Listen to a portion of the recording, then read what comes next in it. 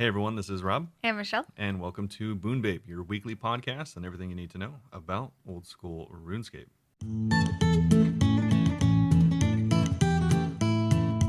All right, so this week up on the docket, of course, as always, we're going to be starting off updating everyone with what we've been doing this week in game and out of game, which is actually kind of a lot. We've been pretty busy this week.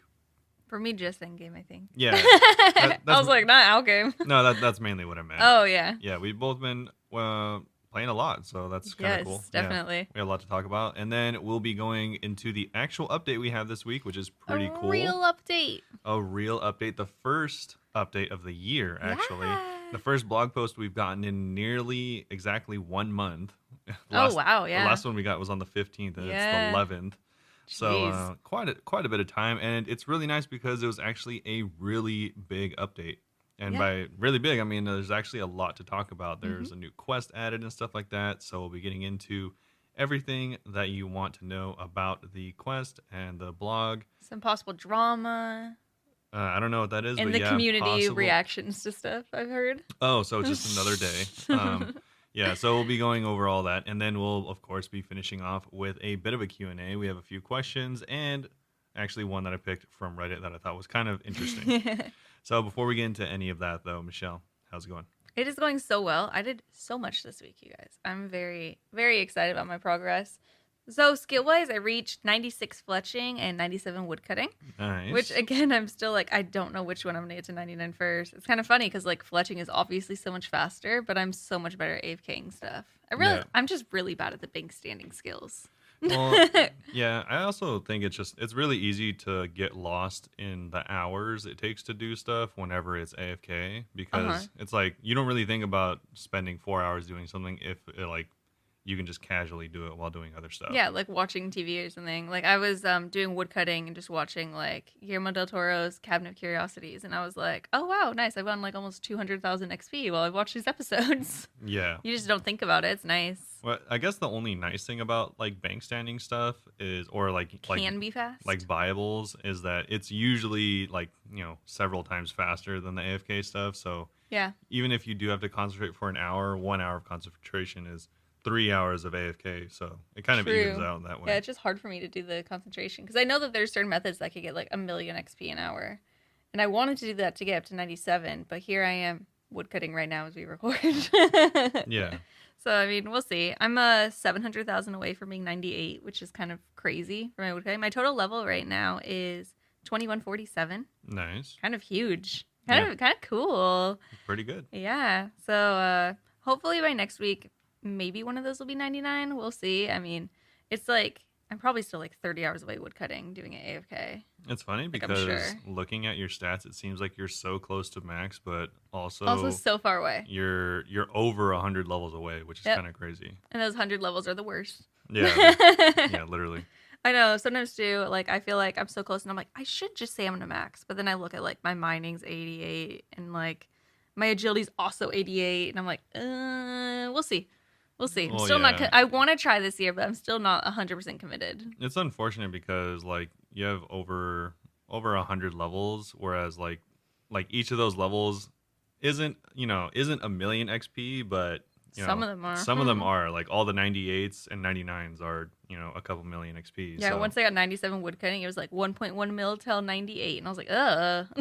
So you're gonna do like quite a bit. It's not going to be 100 mil worth of XP, but it's it's a lot. It might be. We'll see. I don't think so, but yeah, it'll be a lot. But yeah, so cool. I'm really, really excited about that. I finally went and claimed the rest of my XP because I thought they did the boosted quest XP rewards. They could go and claim from Purdue, and I've been too lazy to go to all the other locations. So I finally did that. I didn't level anything up through that, but I used it on some skills that I'm lazy about doing, like crafting and agility and stuff, which I know some people don't mind doing those, but they're boring to me. So yeah, it's whatever. I'll take a little bit. That's like an hour work, honestly, because I'm really slow. I know crafting can be fast, but I'm slow with it because I get distracted and don't do it quickly.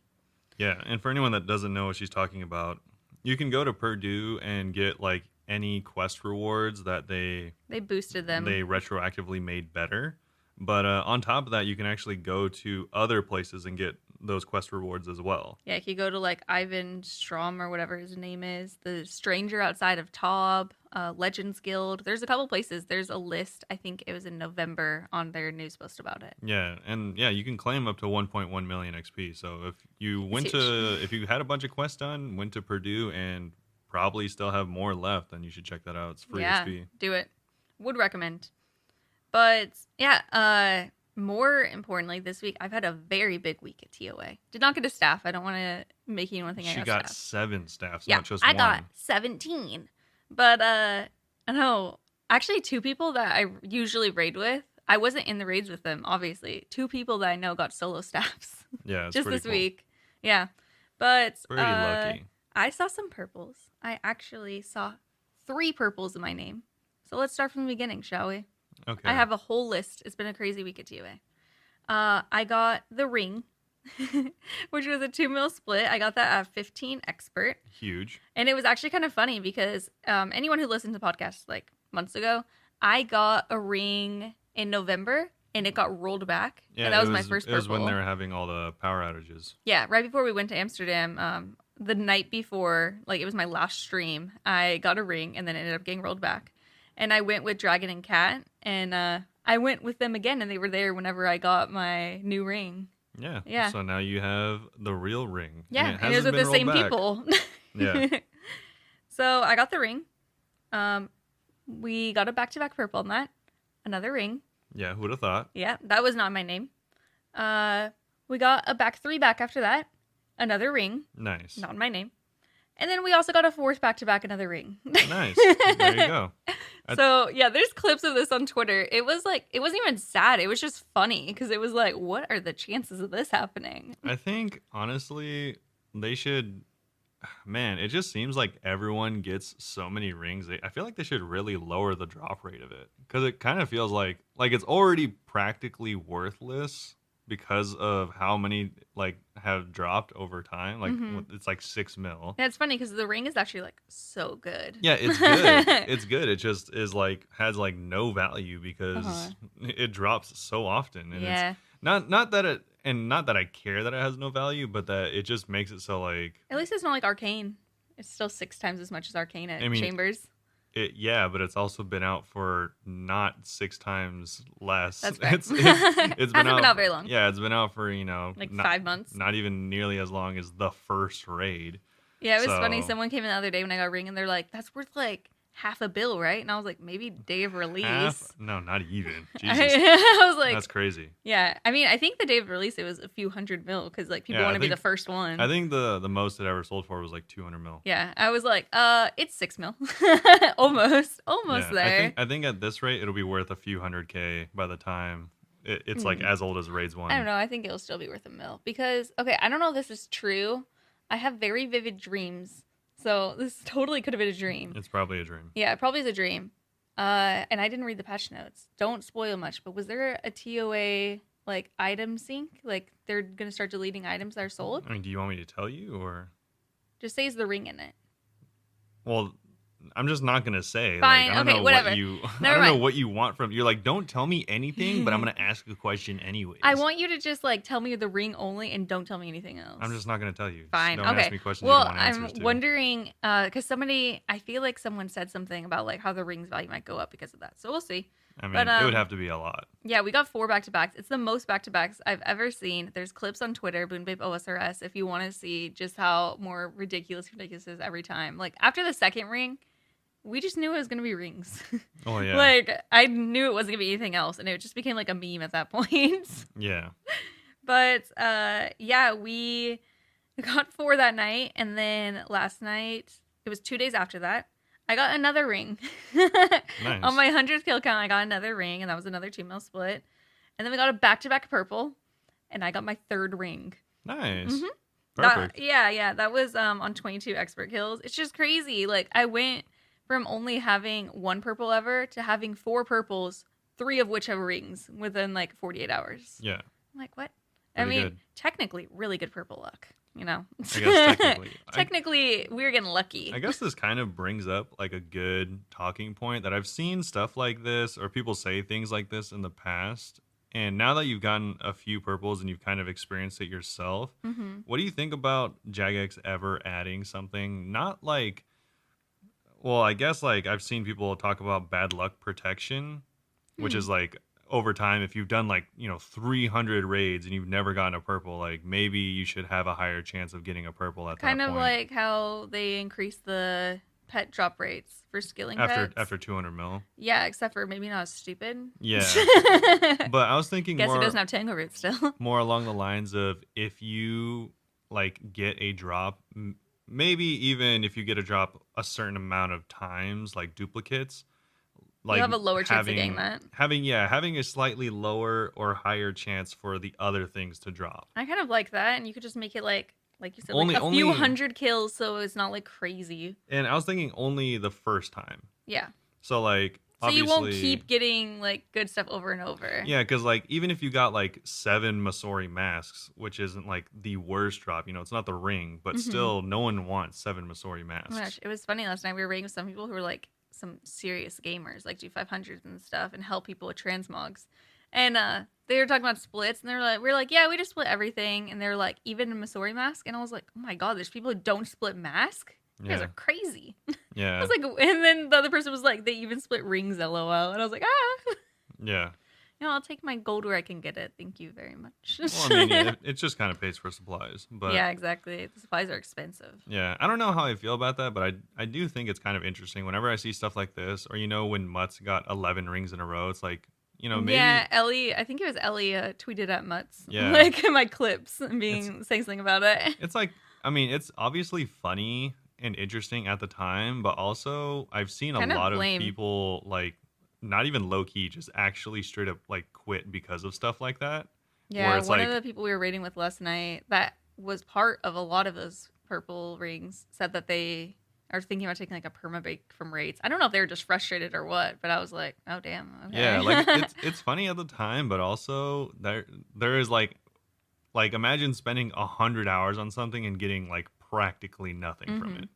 What would you? Okay, I don't think they'd ever implement this. I'm just curious your thoughts. What do you think if they did a no dupes on uniques?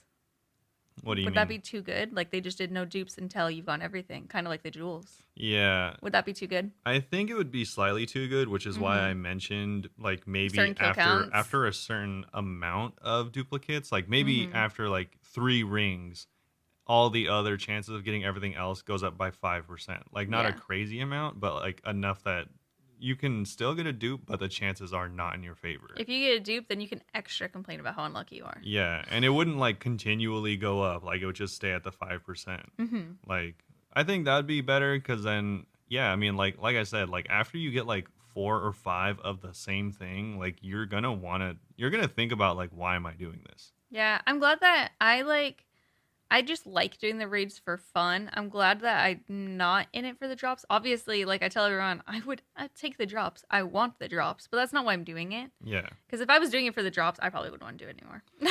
Yeah, exactly. And I was thinking like the Mutts thing, like that's funny getting 11 rings, but also like if that was a person, I don't know Mutts, maybe they I did didn't watch them, genuinely yeah. enjoy that process, but Hopefully. I mean, if they're any other player, there's a good chance they like quit after 7 rings. Yeah. Like why would you continue, doing the raids? That was hundreds and hundreds of hours of doing it, and that was on their hardcore. I'm pretty sure. Oh, that was on a hardcore maybe? I'm pretty sure. Yeah. Not 100%, but pretty sure. Yeah, I'm not 100%, but yeah, like if that was on your hardcore, then it's like, why am I risking this account that I spent thousands of hours on just Yeah. to get the same thing over and over again? It's And just like I'm pretty sure almost all of theirs was also on expert.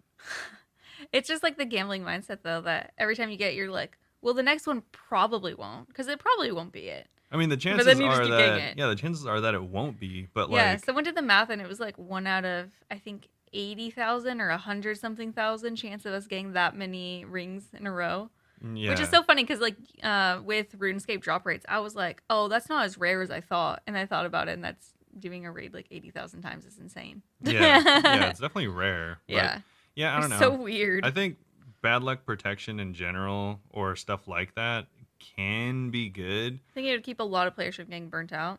Yeah, exactly. Because it's like, imagine if it was in like a different thing. Like, what if you went to Winter Tot and you just wanted the outfit, and you got like crazy lucky that everyone's like hyped up, and you got crazy lucky and you got like 9 dragon axes in like 500 KC, but you didn't get a single pyromancer piece. Yeah. Eventually you'd be like, man, this really sucks. Like, why am I doing this? I wonder if that is something that if like someone brought up to devs, they'd be interested. I'm kind of like scared to even like tweet that because I know some people are like weird and will be like, easy skate, blah, blah, blah.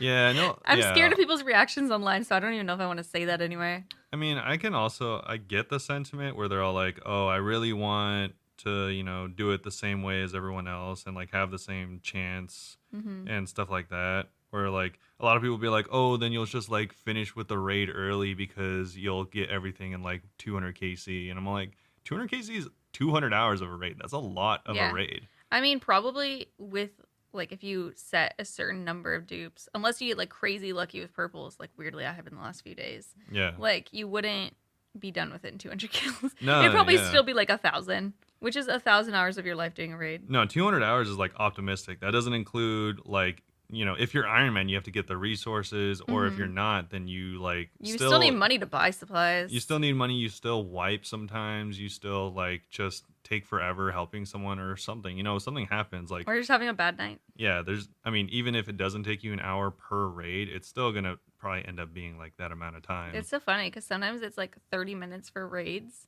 but then it's like, I don't know what we do for like 15 minutes before the raid, but for some reason it feels like we take a long time sometimes. Well, I guess like I'm very open about inviting people that I've played with before to join raids. Yeah. So like most raids, we have to sit there for a little bit because someone's like, I'm gonna join too, and other people are like, I'm gonna get a snack. Yeah. And it's me. I'm the one getting the snack. But yeah, that would be interesting. Let us know what you guys all think about like. Yeah, I think it'd be interesting. I think it would be worth polling just to see how many people felt similarly. Yeah. Yeah, I agree. And you could just make it so it's not very good, just like very slightly. Yeah, I think they should like maybe have also maybe this kind of is an interesting concept in it of itself, but maybe they should have interest polls. Like not polls where it's like, oh, this is a deciding thing that we're going to add to the game. Just like, oh, how many people would actually care about this subject enough to vote? Yeah, I just know there's some people like whenever I complain about the pet, how it's so annoying whenever I complain about how I don't have Tangaroo at 51 million XP, and everyone's like, yeah, well, it's boosted drop rates at 200 mil XP. And I'm like, I got 99 2 years ago. Yeah. Like, this is going to take me several years of my life probably to get to 200 mil. And I just like, people think it's a hot take because I say I think you should just get a pet automatically at 200 mil. And I'm like, I still stand by that. I don't think that that's a hot take because that is like years of your life probably. Yeah, I mean, that's not crazy because if you look at like any XP tracker, like Wise Old Man, it tells you how much until 200 mil. And it's like 4,600 hours or something like that, which if you break it down is like, yeah, at least if you break it down throughout the year, considering you're not playing 16 hours a day, that's years. Yeah, I know. I'm like, sometimes it's so. I think that they just like probably are people who have gotten lucky in the past, so they're like, oh, like everyone else can just like get RNG with us, and I'm like, but what if I don't have the RNG? Like, what if I'm just one of those people who's 200 mil something and just keeps going forever and ever? Yeah, and I did the math real quick, and if you played for 8 hours a day. For every day continuously, it would still take you a year and a half, almost 2 years to get max everything. Jeez. And so, yeah, I don't know. I mean, that's just a quick math, just saying that it takes 4,600 hours. So, I mean, it could take less, I guess, if you're doing like ultra efficiency, but still, that's kind of insane. I think bad luck protection would be very interesting. It would just be very polarizing. Get it? Because it'd be on a poll. Wow. But yeah, I just thought that would be kind of interesting. Yeah. But what else did you do this week? Yeah, I also got the first of the Iclarin Shrouds. I didn't realize. I thought it was like 1,000 kills. It's just a little cape that you can get at TOA, but you get it for 100 normal or expert kills. So I have a little cape. I didn't know you got that. That's cool. Yeah, I got a little cape. That's kind of like how the capes from LMS are. Oh, Yeah, well, they also have it at Chambers, and I think that they have it at Top Oh, I too. didn't know they had that at Chambers and Top. So at Chambers, That's I'm funny. pretty sure Oh, I it's knew they only had it. challenge mode. That's funny because I knew that about Top, but I didn't think they had that for other things. Yeah, Chambers, I'm pretty sure it's just challenge mode, so that's why I assumed that I was so far away from any capes here. Yeah. So I like that they did it with normal too. That's pretty cool. I feel like that makes more sense. Yeah, that's kind of cool. Because I play this game 40 hours a week, and I've spent most of that time raiding, and it's still taken me like months to get here. To be fair, I did take breaks. Yeah. Yeah, for sure. But yeah, it takes a while. Actually, like more than the purples, the thing that I'm most excited about that I did this week that I was like freaking out, sweating like crazy, I got my backpack recolor. I did a 350 expert raid deathless. Yeah, pretty good. Oh my god, I was sweating it up. So I've said I've tried it like a few times, but I don't try to put too much pressure on myself because it's scary, and also I don't want to feel bad if I die. Yeah. But yeah, one of the people I was talking about that like helps people in 500s, Doofy, shout out Doofy in the Twitch chat, went along too, and they helped, and I was just clicking ambrosias like crazy at the end, but I did it. I was like shaky. It reminded me of whenever I was trying to get my fire cape. Oh, yeah, your first fire cape. My first fire cape. Do you remember how many times I died with like? It was 7.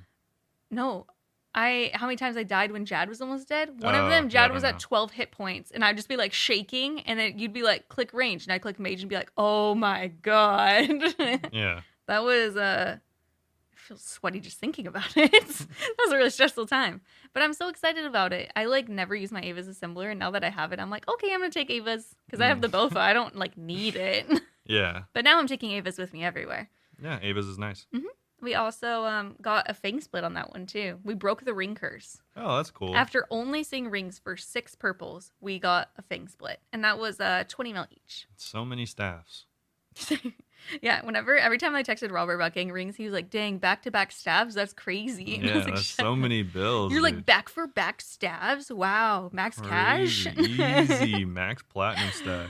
But yeah, it was a lot of fun. We also, like, just sent a 425 just for fun before the update because that's what you need to get the ward recolor.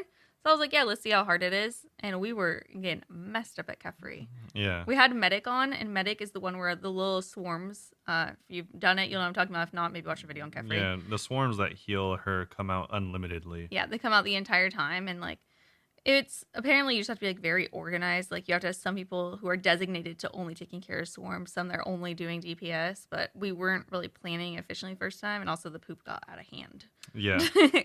But like, some people were saying, oh, that's the fastest room and we just like weren't doing correctly, and I'm down to try it again, but at the same time I'm like, I'd maybe just rather have on Aerial Assault and not have on Medics. Aerial Assault is the one where her like fireballs go in like a bigger group.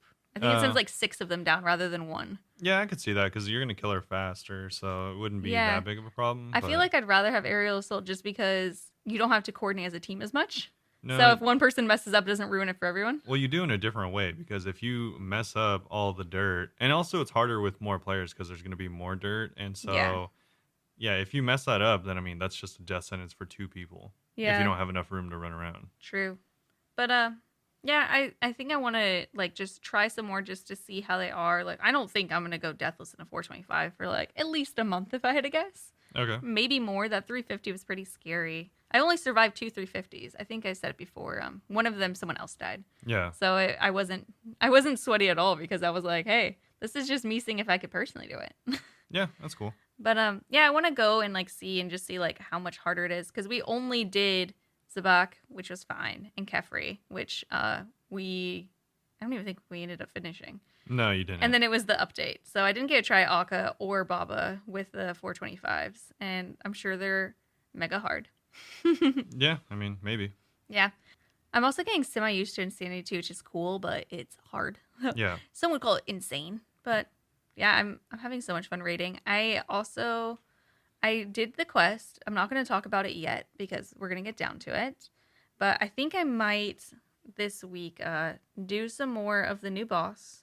Not too much of it because I actually just want to keep raiding. Yeah.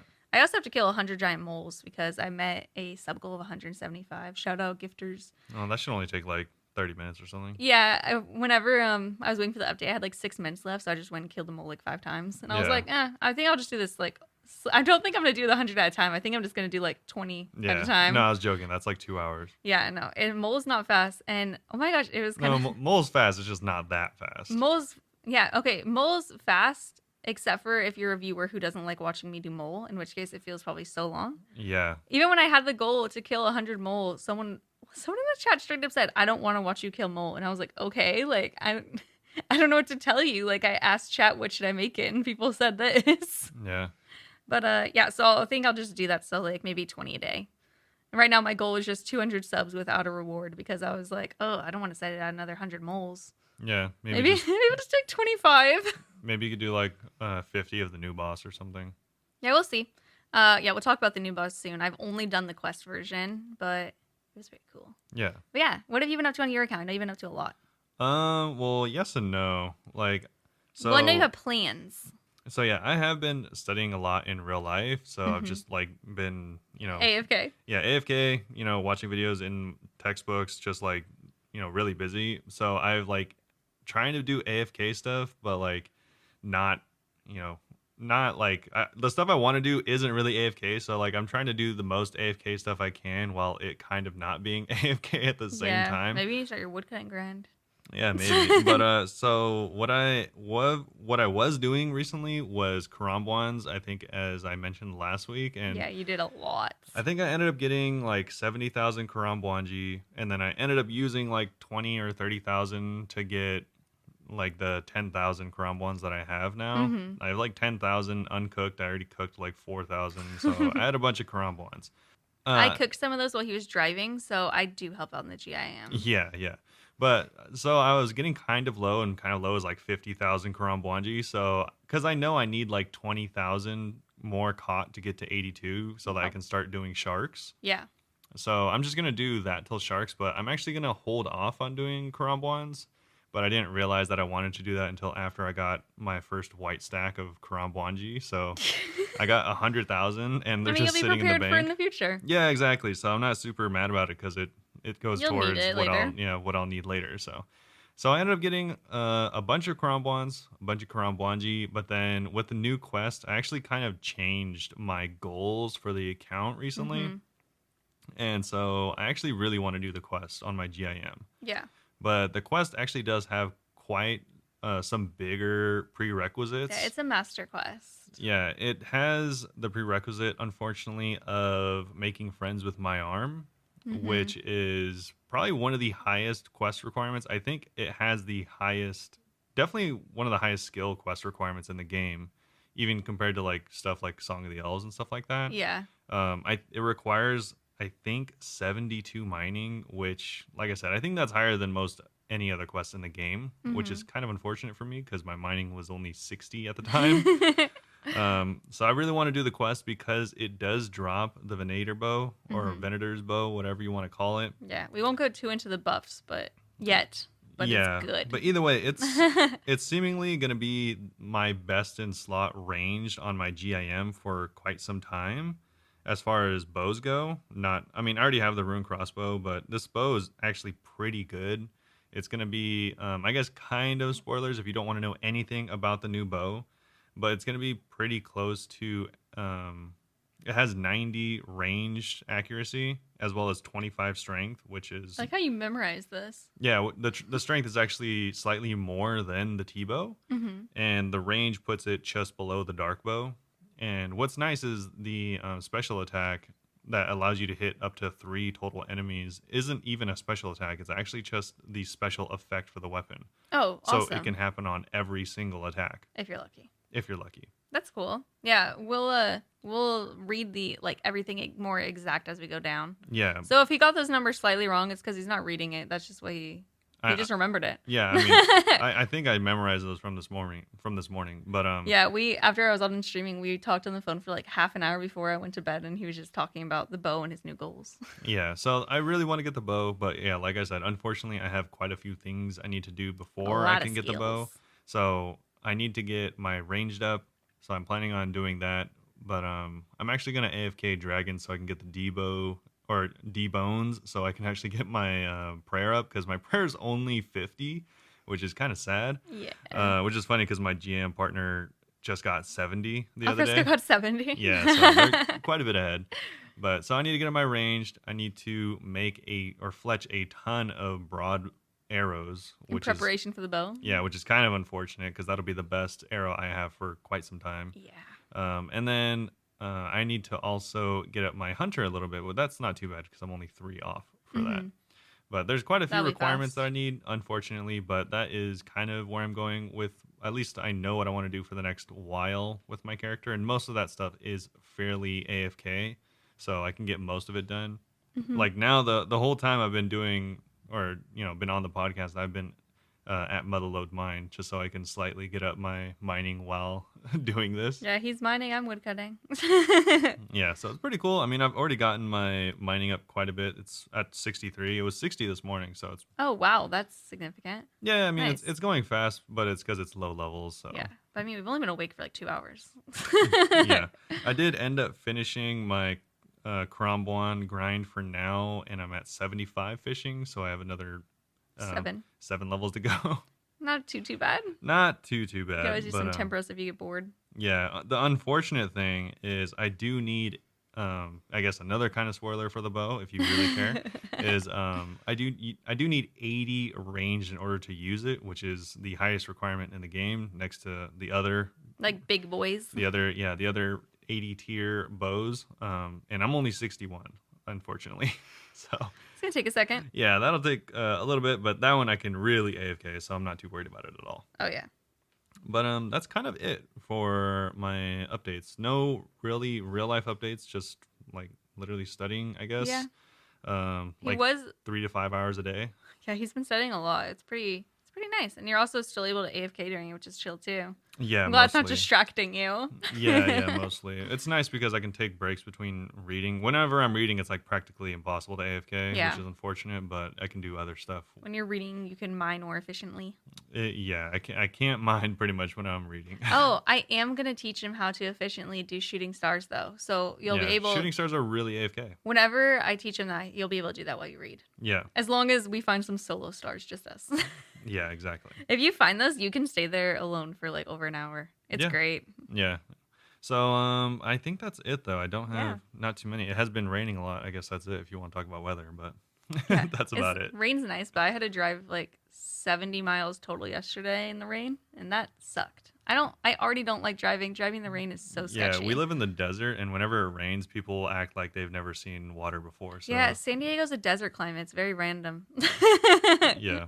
Either way, though, we're not actually talking about weather on I know, this I'm like, podcast. I have thoughts on This weather. is not the actual weather podcast. Today, we are going to be talking about the actual update for this Yeah, week, we're gonna be which sharing is some really secrets. exciting. Secrets. Because Secrets of the North is the name of the new quest. Yay! So this is obviously the blog for January 11th of the new year, 2023.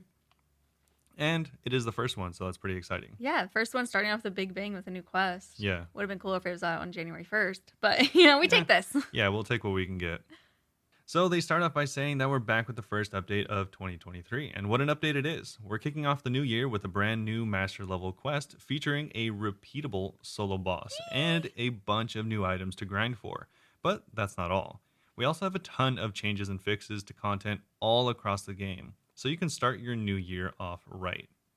So they do have this is actually kind of nice. They actually have a drop down, which is just the change log for everything. Yeah, So they if have you their just own little docket. yeah, if you just want to like look at and get through all of the changes as fast as possible with zero flavor text, they actually have it all sorted out nicely, which is good.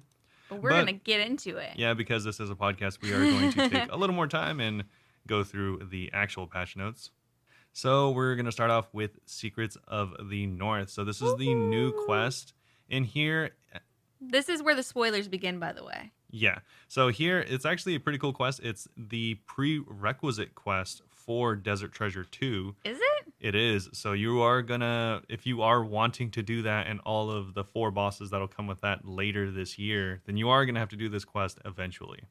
Yes. So make sure I to didn't keep know it that was a in mind. prerequisite. I mean, it makes sense. It definitely is. It says that it's here at last, our first continuation of the Maharat storyline. Those of you who paid close attention throughout November last year and saw our 2022 Winter Summit already know quite a bit about this quest. But let's refresh your memory before you get stuck into this intriguing murder mystery. I feel like we went over every patch known. We did not know much about it. Yeah, We knew it was a whodunit. We know there was a boss.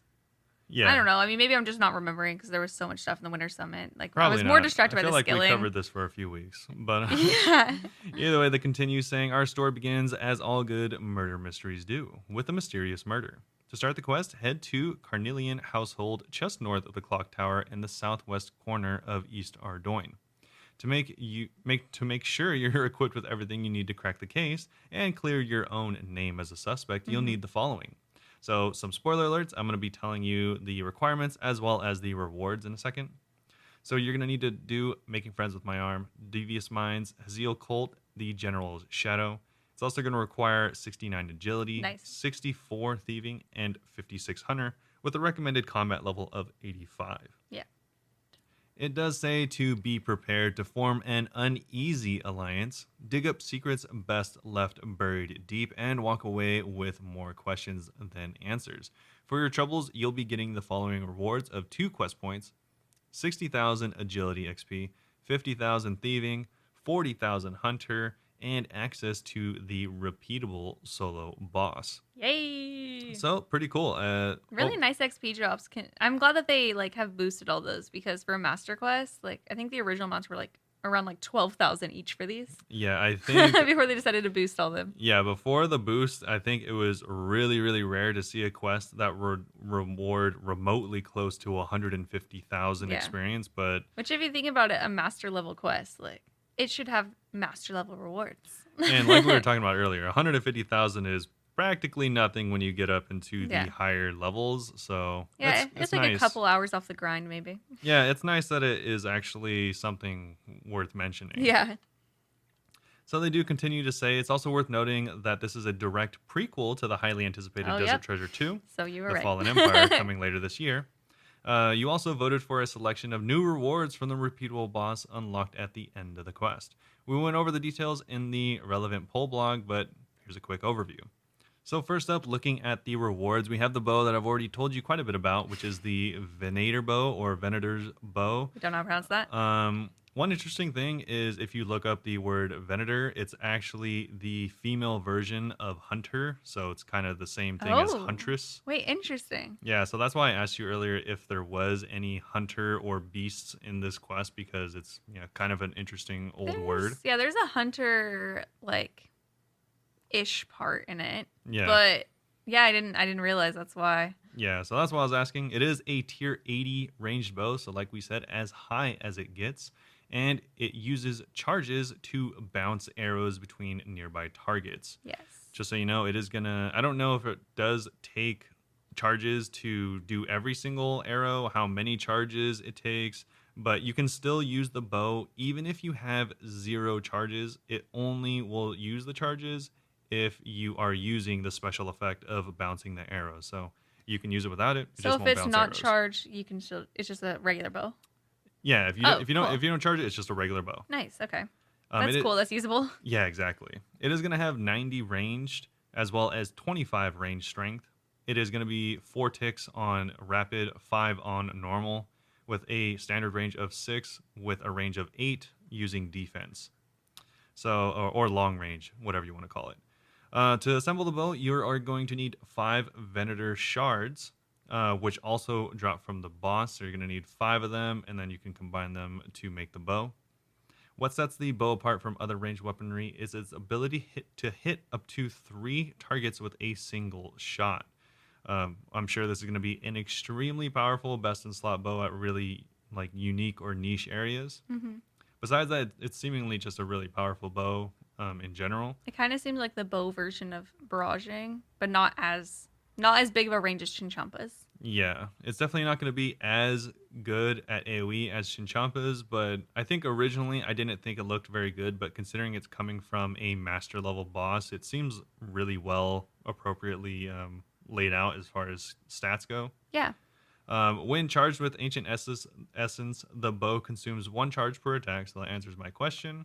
To make arrows bounce between NPCs. Again, it doesn't need to be charged, but if it is, then it'll use 1 per attack. Once the initial attack hits an NPC, the arrow will try to find another nearby target.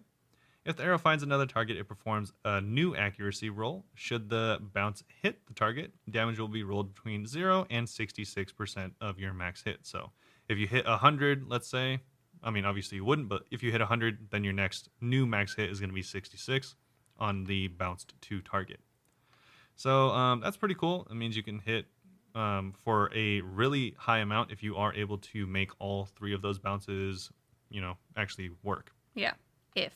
Yeah, big if. And if you are wondering how the bounce mechanics work exactly, how far it bounces, there's an entire poll blog describing it. I'm not going to describe it here, but essentially we've been over it a long time ago, though. Yeah, essentially just try to stack enemies as close as you can together, and it's not going to work really well against enemies that are 3x3. It'll work decently well against 2x2 and really well against 1x1, but yeah, obviously as the enemies get bigger, it's going to be a lot harder to actually make it work.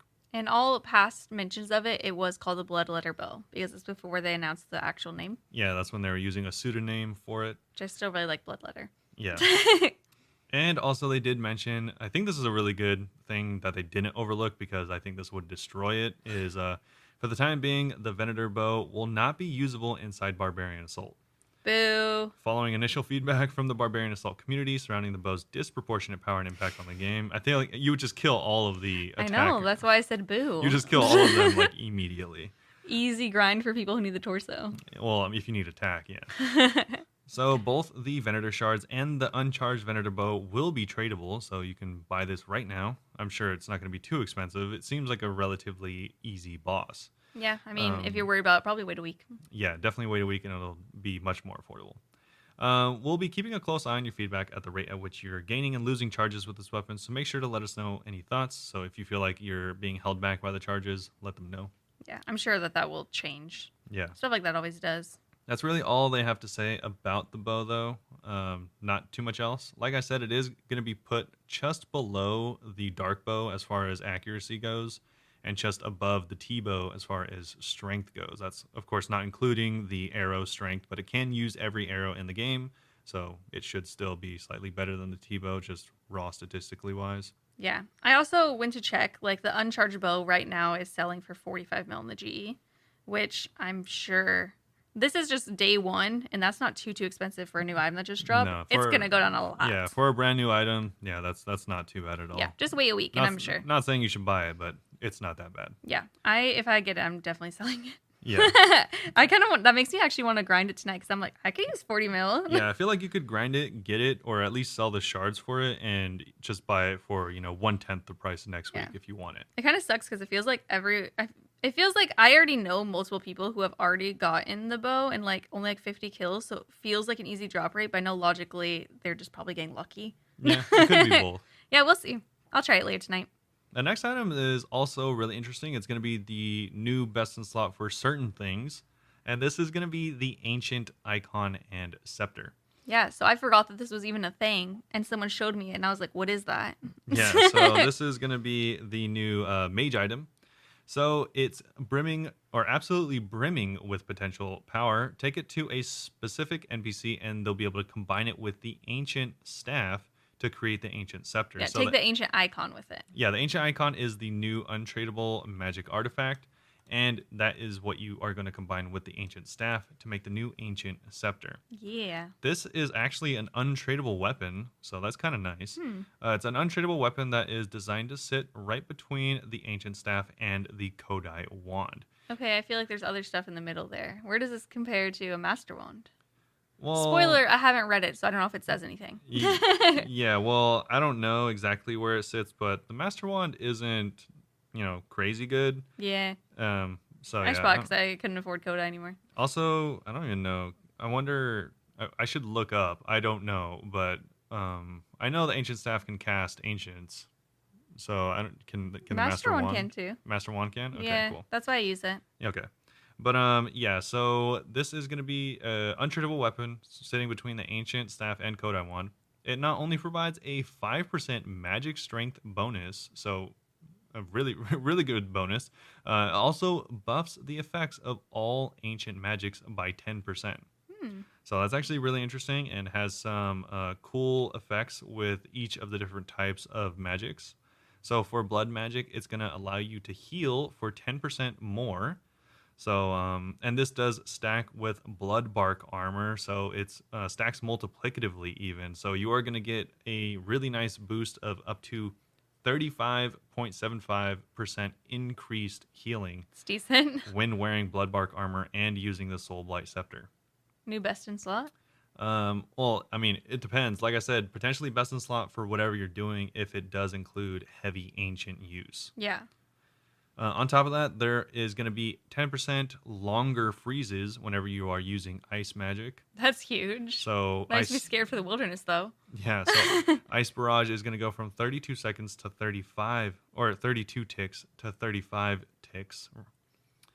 Shadow Magic is going to drain 10% more stats. So Shadow Blitz and Shadow Barrage will reduce the opponent's attacks by 16%. Nice. And Smoke Magic is going to increase the poison value of poisons.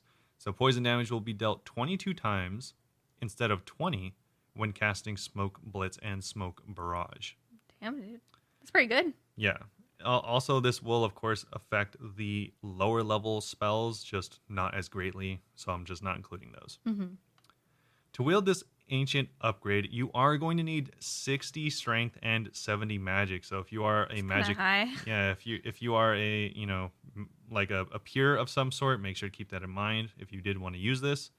And so it is going to have 20 stab, 50 crush, 20 magic, and 60 melee strength. So it's actually going to be pretty good for whacking people, as well as 5% magic strength, of course. It is going to be a 4-tick weapon, and it's going to reduce your prayer by 1.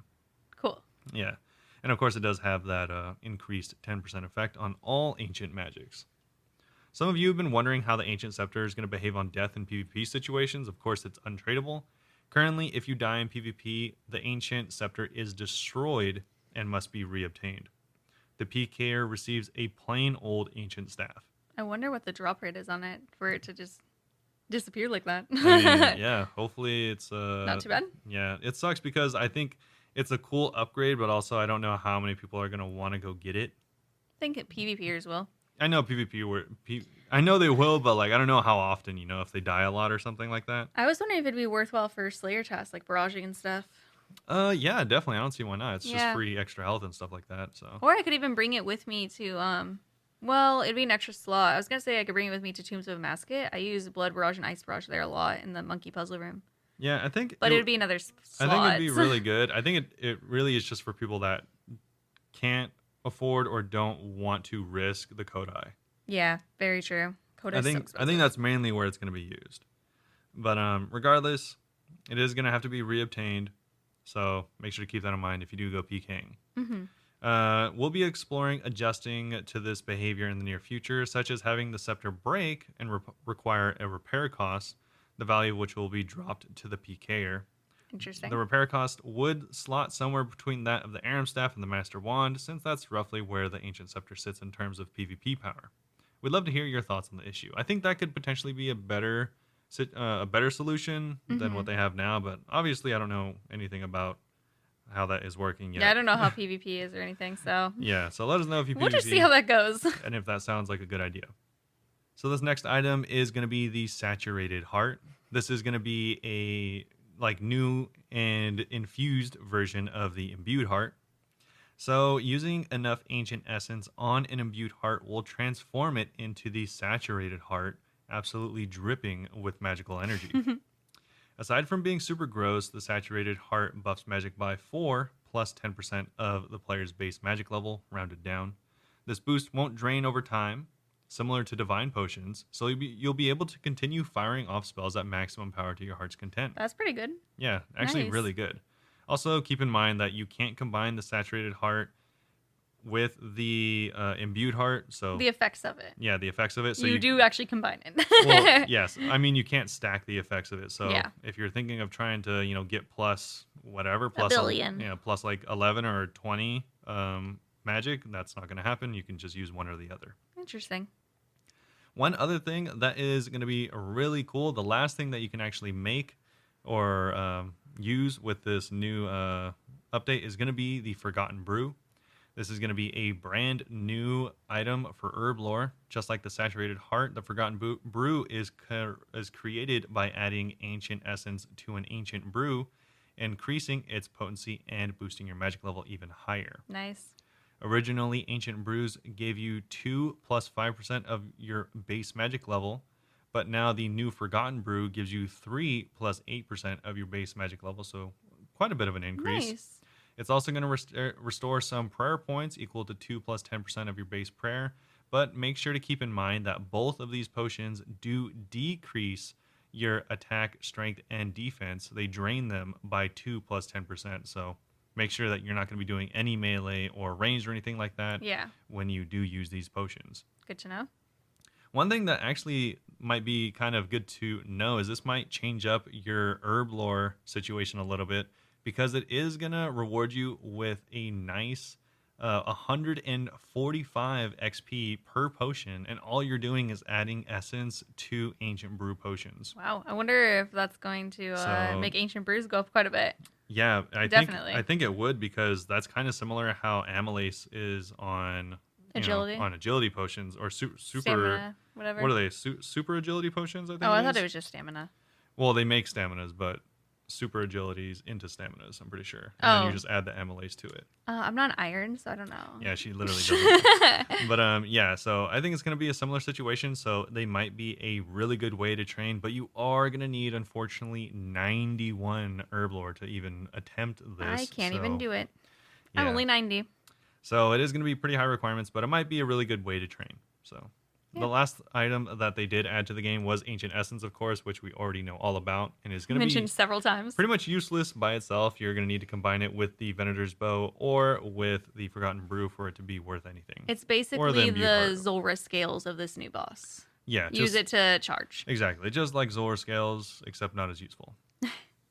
And that is pretty much all we have to say about the rewards for the new boss. I'm not going to go... we may or may not go into the new boss. We haven't thought about it, but there's no actual details about the boss. I mean, there's nothing to talk about it, really. Yeah. I will share that I did do it on the quest. Yeah. Which also, I guess I'll tell you a little bit about my quest experience. Before I tell you about my quest experience, actually, it is now Thursday, so I've done it 3 more times. I have a little bit more experience with the boss. Not the quest, I've done the boss 3 more times. You killed the boss 3 times. Yeah, but first, my quest experience, it was fun. I was trying to do it without any help, so... Yeah, she did it for like 2 hours with no help. Yeah, did not make much progress. Did not get to the boss. Yeah. The puzzles are hard. The puzzles always stump you. The puzzle, especially in a master one, like... a couple people came into the chat and like told me answers, and before I told them like I didn't want help, but I don't like I used their answers. I have no idea how they got them. Like do not understand. So that's fine. For anyone doing the quest, of course, there was already a quest guide out for it. Pretty much just a couple hours after it came out. So actually, I think only an hour after it came out. Yeah. So when it came to the actual boss itself, all I knew about it was Robert told me that it has something to do with Smite. And then I raided iCherry that night after trying the quest, and I saw iCherry had barrages. So I was like, okay, I'll be on the Ancient Spellbook, and I'll have to use Smite at some point. That's all I knew. I brought like my entire TOA setup, like gear switches of every kind, because I didn't know what to do. I ended up being able to kill the boss, but I definitely didn't do it efficiently. And the other 3 kills afterwards, I also did not do efficiently. Yeah. But I understand the mechanics now. I think I definitely want to practice it more. But it felt like a very like a very switchy kind of boss. But I mean, I don't have to switch. The way I was doing it, which was suggested me by dating, shout out dating, was to when it's ranging me / maging me, I range, and whenever it's meleeing me, I freeze it and mage it. Okay. Yeah. So I was trying that. I mean, that's the strategy right now. I don't know if there's like a set in stone like best strategy yet. Yeah, I think it'll take a few days. Yeah, maybe there isn't, and that's it. But some people were just ranging it only and just kiting it, which also works. Yeah, I think it also depends like if you have a T-bow and stuff like that, because I think the T-bow is going to be really good at this boss, so I think it depends. Yeah, weirdly, Sapphire Bolts Enchanted are like really good for, it has a phase where it has a shield, and that's why you smite it. And if you use the Sapphire Bolt's E, it can like really diminish that shield quickly. Oh, because they have the same effect as Smite. Yeah. So I was using somebody's armadillo crossbow to do my 3 kills, and then I gave that back. I might just buy a dragon crossbow and just do that because I don't even own a crossbow anymore. I just Yeah. use bow only. Yeah, dating also suggested if you have access to a Zerite crossbow Or that I thought it was Zenite. Is it Zerite? yeah, it's Zerite. Oh. Zenite is Oh, that's the the gem. jewelry. Yeah. Use that if you have it. Yeah, use that with luckily the blue sapphire or the sapphire bolts are pretty inexpensive. Mm-hmm. They're like 700 for 10, which kind of breaks down to like really really cheap. Yeah, they were a lot more than that yesterday. They've gone up. Oh yeah, of course. I'm sure that they'll settle down soon though. I mean, you can make your own too. They're really really cheap to make. Yeah. Because they're just just bolts and then Enchanting. Yeah, enchanting. So it's pretty easy. Speaking of making bolts, though, also since the first half of this podcast, I got 97 fletching. Yeah, Mm-hmm. nice. I went and while Robert was sleeping earlier, I was just like editing and fletching. I did some dragon darts, and they are so much faster, but they're so expensive. And also, I want to share last night when TOA we got a mask split, which was cool because I said I literally said at the beginning of this episode, I think that I've never seen anyone get a mask. A Masori mask, right? Yeah, a Masori mask. Yeah. That was 12 mil for each of us, so Nice. Cannot complain. Yeah. Hopefully, also, I don't think we've ever really talked about it, but hopefully everyone like kind of enjoys us doing these 2-parters so that the episodes can be longer. But yeah, let us know. Yeah, if we don't do the 2-part, the episodes are shorter. So the way I think I'm also going to stop saying that the episodes are at 5 p.m. Pacific Standard Time because when we started the podcast, that was easy because we were morning people. Yeah, but now we both work at night and we wake up at like 3 p.m. Yeah, I just woke up at like 4:40, so. Yeah, Robert woke up really late today, so this is definitely out a few hours late, but that's okay. It's nice because I get a head start on the editing. Like I'm able to edit the first half. Yeah. I feel like it works better for us, and people seem to enjoy the longer episodes. So Yeah, that's what I was gonna say. fine. It kind of works out for both groups where we get to Take our time more. Yeah, spend more time on it, and also you all get to get longer episodes. Yeah. So. The only bad thing is the episodes are out a few hours later. Yeah, but they are. I don't know. I don't think that much people listen to it right in release. Hopefully. Whoops. Yeah, hopefully. But yeah, that's my only new things. Did you have anything new since last night? Yeah, actually, I think since the beginning of the podcast, I got I don't know what I said. I either got 5 or 8 levels of mining. Nice. But also on top of that, I think at the very beginning of the episode, I was talking about how it's like a 6,000 hour grind to get 200 mil at all. Mm-hmm. I was wrong. It's twice that much. It's 12,100 hours. 4,000 something even. Yeah, either way, it's 12,100 hours to get 200 all, at least on my GIM currently. So go and delete your angry reviews on Apple Podcast about how incorrect he is. Yeah, so I mean, if I said 6,000, then that means it would take twice as long, which is like 900, or it would take years. Like over years. 1,000 days, which is years. Yeah, brutal. So no thanks on that. But anyway, we can continue the notes. Yeah, we can continue the notes. I didn't really have much to say on the boss. I thought I'd be like, yeah, I'm gonna have so much practice, but I got kind of like over it. Yeah, it seems like a pretty chill boss, but unfortunately, it does seem like no one's really gonna do it.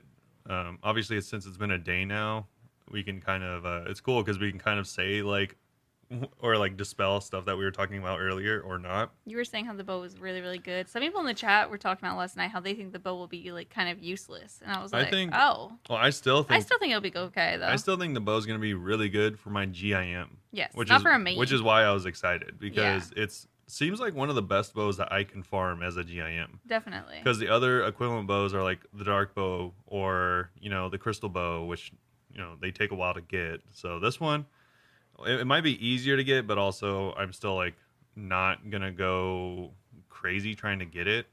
I think it'll just be something that'll be nice to get because I already have a rune crossbow, which I'll probably just use for quite a while. So yeah. Oh, someone in our chat actually already got the pet.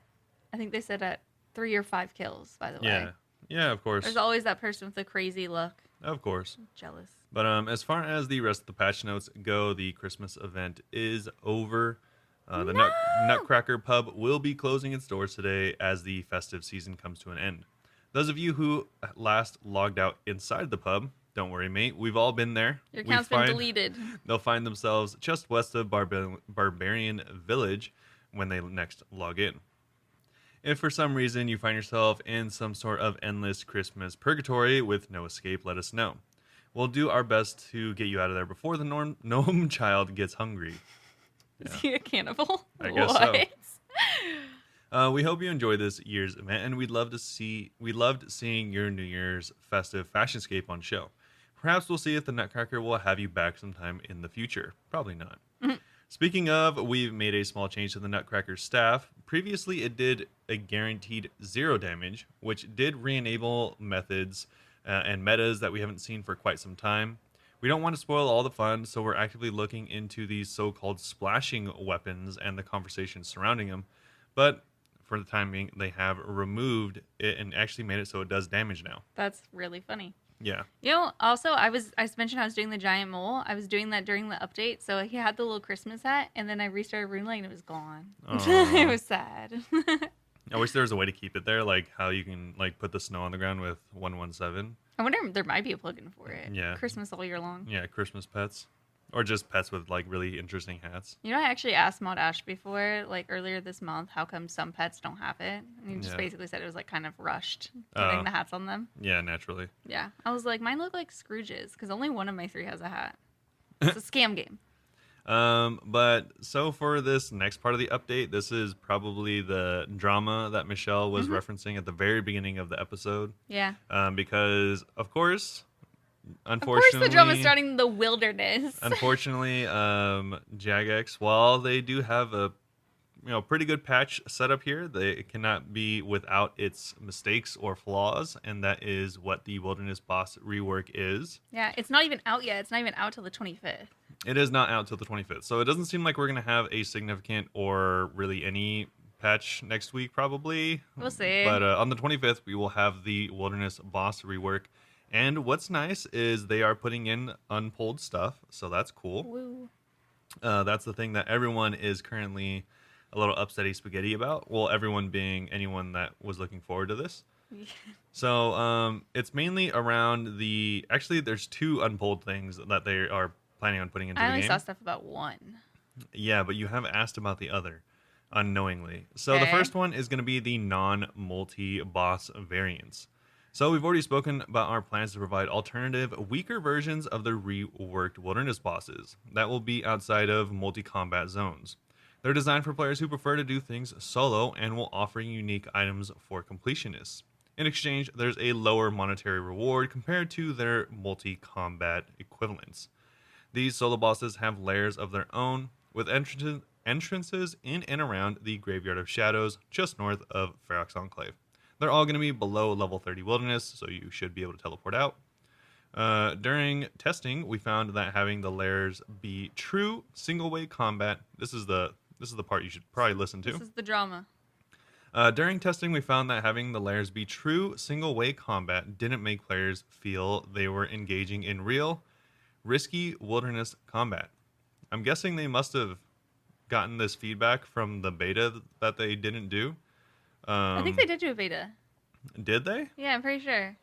Okay. Yeah. When? I know they've done so many betas lately. I'm pretty sure that happened. It might have been the Wilderness Weapon beta, though. Oh, okay. Yeah, okay. but they've been doing a lot of betas. We never do them, so. Yeah. The ability to teleport away at any point during a kill, even with PKers in the cave, took the risk out of the risk versus reward philosophy we built the Wilderness on. Okay, but the point was that's easier. That's why they have, like, worse drops. But anyway, continue. As a result, we've decided that for the time being, these layers will actually be single plus combat zones, similar to the Revenant Caves. You'll still be able to teleport out, but won't be able to avoid the inherent risk associated with wilderness content. How are you going to say we're making these bosses easier and then compared to Revenant Caves? That's like the scariest thing you could say. Yeah, I don't know. So this is kind of the thing that a lot of people are upset about. One, I mean, they might have had a beta for it, but it wasn't really clear to me whether they did or didn't. Yeah, I don't remember. If we talked about it, we have forgotten. Yeah, I mean, they might have had it, like, yeah, I guess like Michelle said, they've had a lot of betas. I don't know if they've ever expressly had one just for these single-way combat bosses. But either way, so apparently a lot of people didn't feel like it was risky enough. I don't know Supposedly. why people would feel that way. I mean, it's still risky because as soon as you get the kill, you were just in combat. And you can't tele after combat for 10 seconds, so you can still get attacked.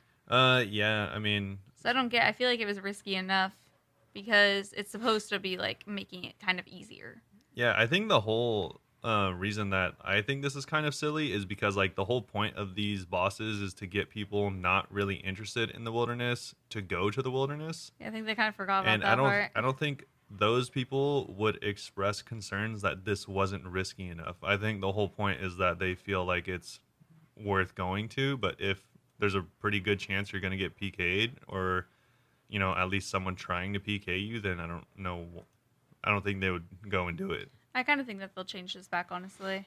So I wasn't reading any of the notes, so I could kind of be like surprised by stuff, and I just like opened up Reddit and saw so much stuff about this. That's how I heard about it. Yeah, there I was. was like, oh, there's drama. I mean, obviously Reddit gets upsetty spaghetti on everything, but Mm-hmm. also, I mean, there were several hundreds of upvotes on many different comments, pretty much saying the same thing. Yeah. Where yeah, it's I'm just like annoyed that it wasn't pulled, and I they could just get. kind of were like, and it's funny because there's even like many people like taking screenshots and quoting like some of the mods. I think it was Goblin and stuff like that, asking if it'll be single way or if it'll be singles plus, and pretty much everyone confirming that it'll be single way, and then they just went and turned their back and did the exact opposite of what they said.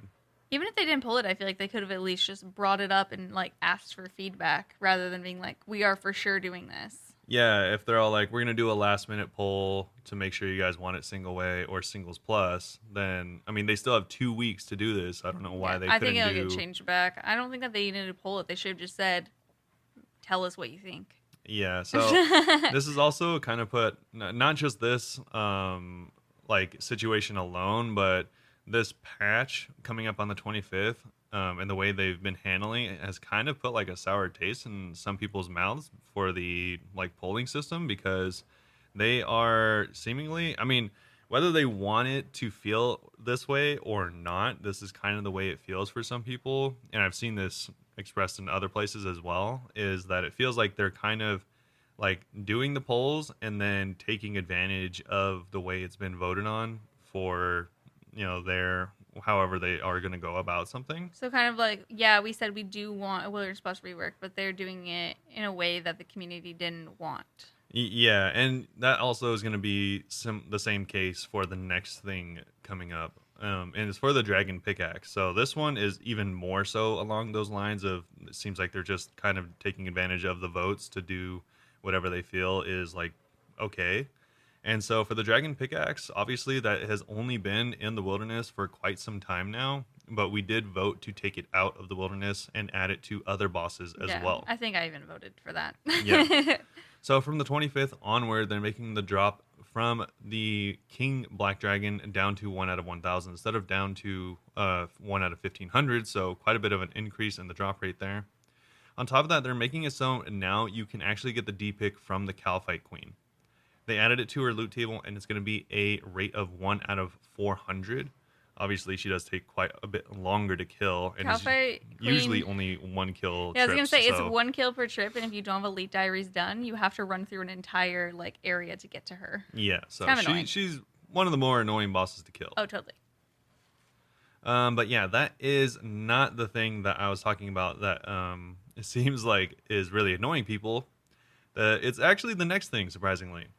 So they said implementing the pickaxe at the volcanic mine provided a bit more was provided or proved a bit more complicated, than adding it to an NPC's loot table, since many players already have vast quantities of points saved up. So what they did is they added a new currency that you can only get starting after the patch, and then you can buy it from the vendor there. Okay. I'm just kidding. That's what they should have done. Oh. Yeah, that seems like that would make sense, but no. So they're really worried about people having a lot of these points saved up. And so what they ended up doing is adding the broken dragon pick back into the game as a random drop from the ore packs. No. And not only that, it's a random chance, and then you have to take it over to an NPC to repair it for 2.5 million GP. I don't like it. Why the RNG? Why the random thing? Because there's gonna be people who never get it now. Yeah. So Why? yeah, so I'll read through this whole thing. boy. To do this, we're adding an ore pack to the shop, which you can buy with points. There's a chance for the ore pack to contain a broken dragon pick, left behind by an unfortunate ex-miner. Players looking to maximize their profits are still encouraged to buy runite ore instead. These ore packs exist exclusively for players chasing the exclusive pickaxe, or elusive pickaxe, sorry. Those of you who have been playing for a while will remember broken dragon picks from the Exploding Rock random event. Even though it's been a good 7 years, Nermoth the dwarf remembers them too, and he's willing to flex his repair skills for 2.5 million GP. This hefty cost helps the pickaxe retain some of its value while making it obtainable for those who don't fancy PVM. Plus, the values of the ores in the ore packs should go some way towards the cost of repair. We'd really like to hear your thoughts about the new repair system and fees, so be sure to let us know through the usual channels. Okay, I have some thoughts. Yeah. So, because you can't just buy it with points because they don't want people to have had so much points build up. Yeah. I feel so bad for all the people who inevitably have been grinding Volcanic Mine to make sure that they have enough points to get this dragon pickaxe. True. People knew it was going to happen. Yeah. So people probably wasted so much time there, and now they're told but also it's just going to be random, so hopefully you get lucky. Yeah, so like I said, these two things in combination, both coming out on the same patch, really is annoying because again, it just kind of seems like, you guys voted for this. It's like, no, we didn't. Literally no one did. No one voted for this. As in, like there was not an option for this to be an option. I feel like we can't complain about the no polling part too much, though, because we've both talked about how they should poll stuff less. I do think that they could have done it better, but I'm not going to complain about the no poll. Instead, I'll just say I wish that they would have asked for feedback. No, I'll complain because it's the same thing as being like asking your kid, oh, do you want these, like, do you want this gummy candy or do you want this chocolate candy? And at the end of the day, being like, just kidding, you don't get any candy. You know what it reminds me of? like you can't just show someone something they can have and then take it away for no reason. No, or there is more deceiving. It reminds me of this time whenever I worked retail and my manager was like, do you want more hours? And I said, yeah. And then she took me to another yogurt store in the mall and said, my friend works here. You could work here part-time too. And I was like, this is not what I meant. Yeah, that's a better That's exactly what that means. Yeah, it's actually better because deceiving a little bit. They offered us Twizzlers and Snickers, and we're like, oh, cool, you want Snickers? Great. I have a Tootsie Roll in the back. It's so like, weird. It's like, this no. is very unclear. You're giving us not something you offered, which is ridiculous. Because obviously they're like, oh, where do you want the dragon pickaxe from? Oh, it's like, Volcanic Mine or Motherlode Mine. All right, Volcanic Mine. Cool, we'll put it in there for sure. For sure. And they did. They didn't lie. It's only going to take RNG for you to get it. I feel like this would have been less, maybe less of a big controversy if they'd said the drop rate, but they didn't, which makes me think it's going to be very rare. It's going to at least be decently rare. I mean, if they didn't say it, that freaks me out a little bit. I'm like, oh God, it's going to be bad. Why didn't they just add another currency? Or they should have just done with the current currency. People who had to build up, cool, you got a dragon pickaxe. No, I think that would add, like, if people had, like, millions of points or whatever, or maybe they could limit it to how many you can buy or something. Well, then that would be lame because no one would do it after they just buy it once. But, yeah, I don't know. Like, I don't know. They could have thought something better for sure, though. Because, I mean, I don't think they could have done the original currency, because if they did, then people would be like, all right, I'm just buying 10. I've never done Volcanic Mine, so I don't know how it works. They could have just done after a game, sometimes you'll randomly get it. Oh, that's the same thing as the 4-pack thing. Yeah, fair.